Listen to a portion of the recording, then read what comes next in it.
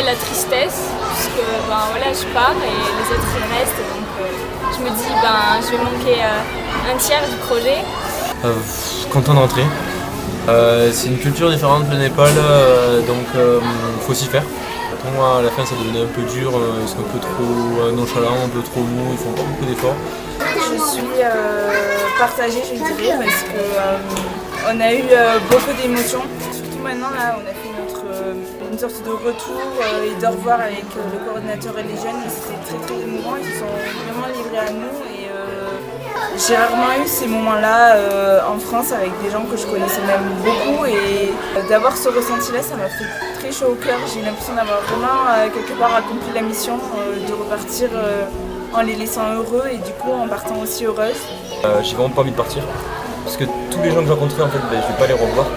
Enfin, j'espère que si quand même qu'ils vont revenir en France, mais je sais pas s'ils en auront les moyens, mais je pense qu'un jour quand même ils viendront. Après, il y a aussi la joie de voir ce qu'on a fait. Enfin, là, on vient de voir les petites, j'ai bossé avec Chanty, donc celle qui joue mon rôle, et enfin, c'est chouette de voir qu'ils sont contents, qu'ils sont heureux du projet qu'on leur propose et qu'ils sont hyper impliqués. Donc ça c'est génial parce que je sais que je pars mais qu'ils vont faire un truc super avec les autres. Mais un peu triste de quitter l'école quand même parce qu'on quitte tout le monde. Et on avait passé de bons moments, donc un peu triste, mais ça va. À la fois triste de partir, mais en même temps heureuse de les laisser dans cet état-là.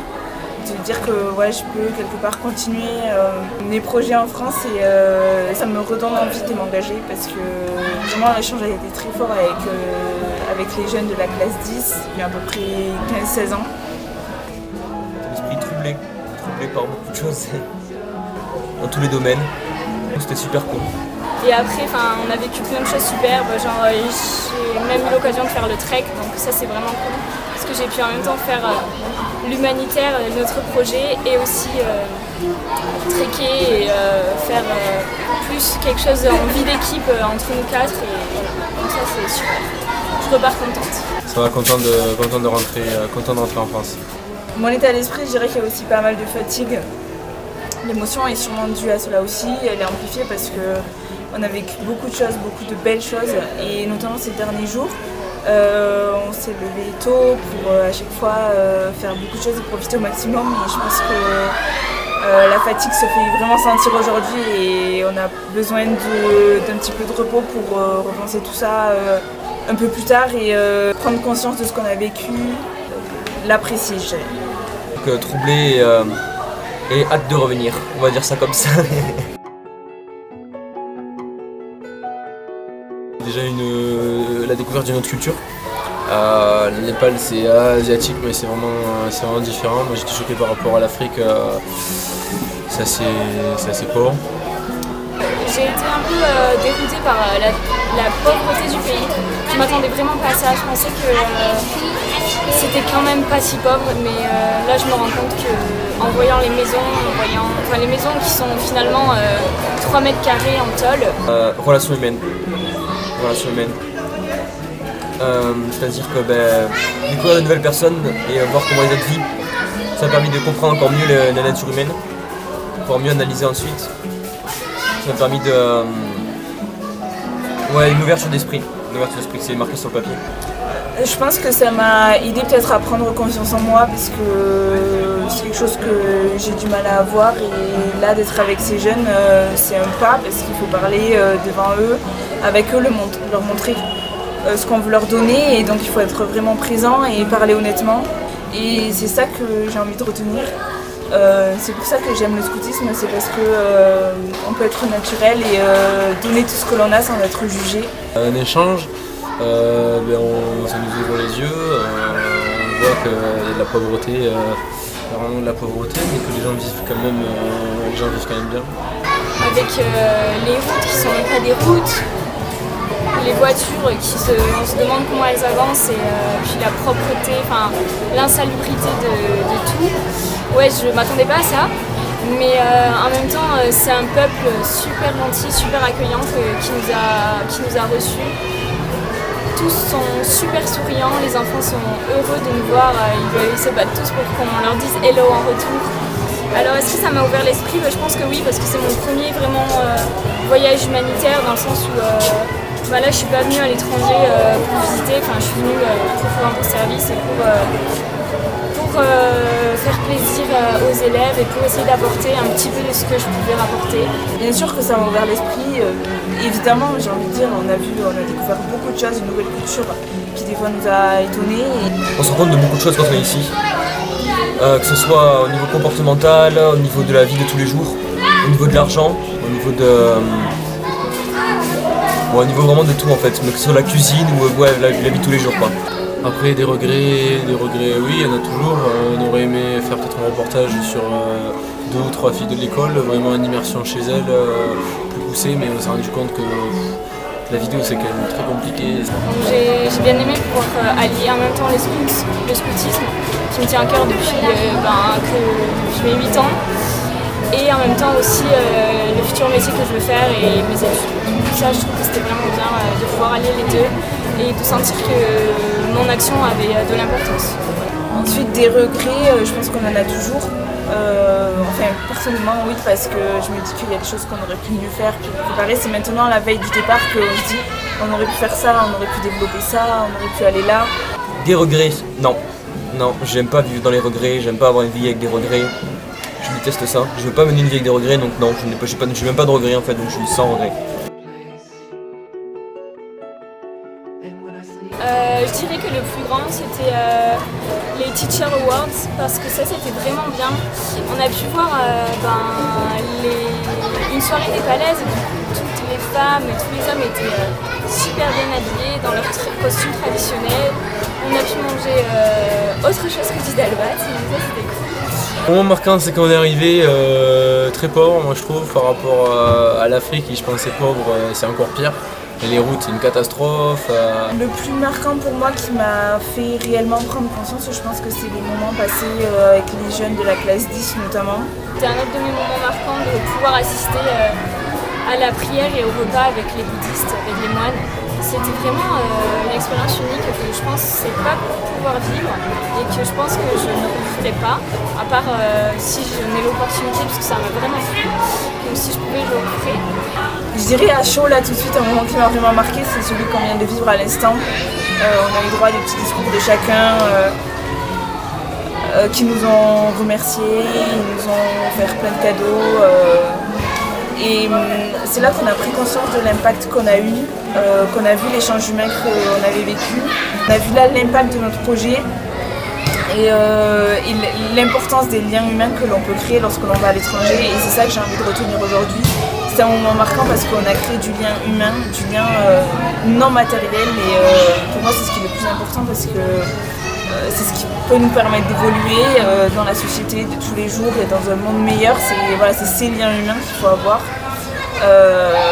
C'est des échanges de points de vue, de mentalités qui nous font évoluer. Donc je dirais que ça a été mes moments marquants.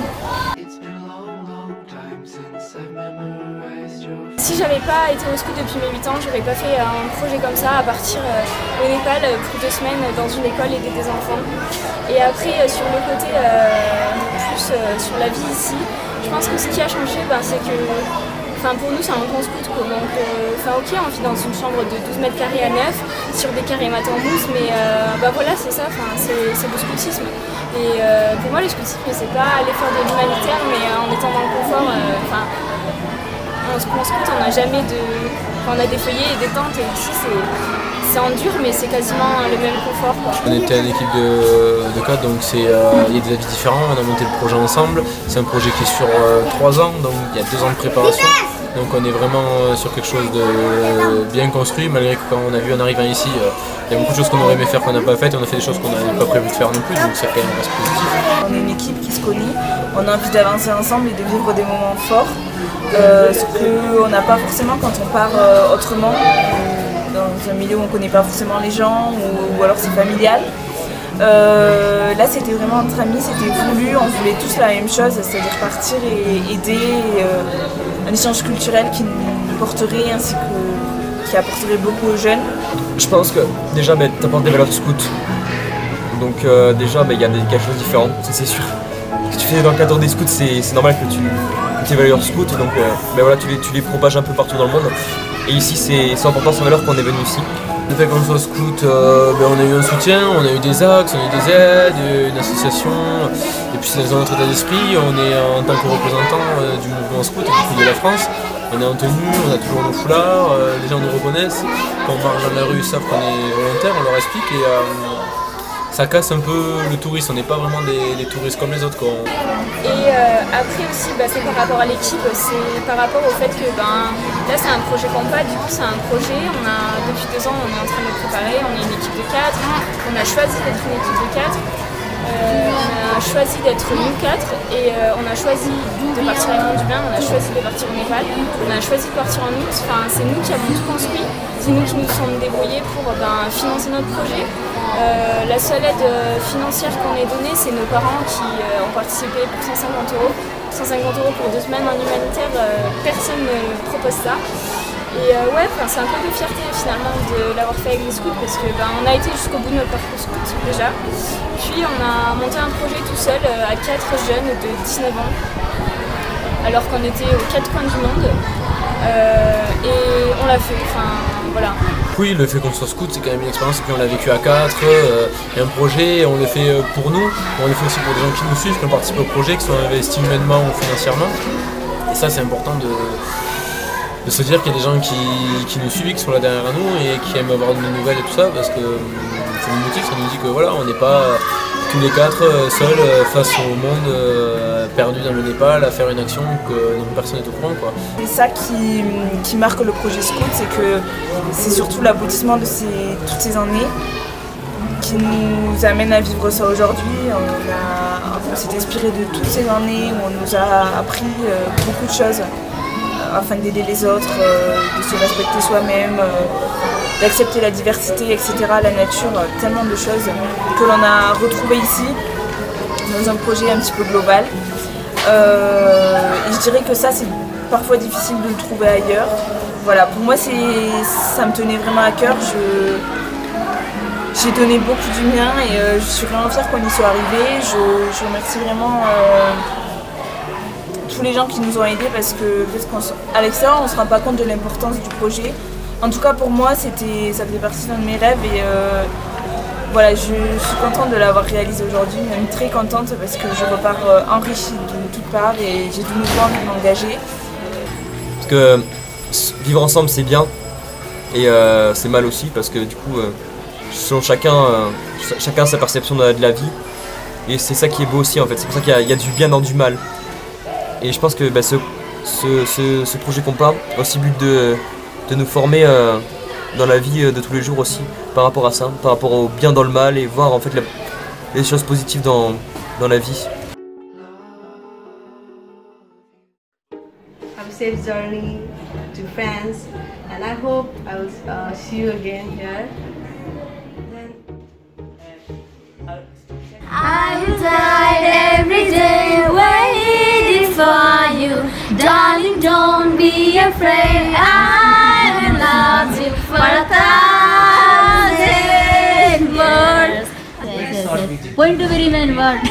And in the first meeting.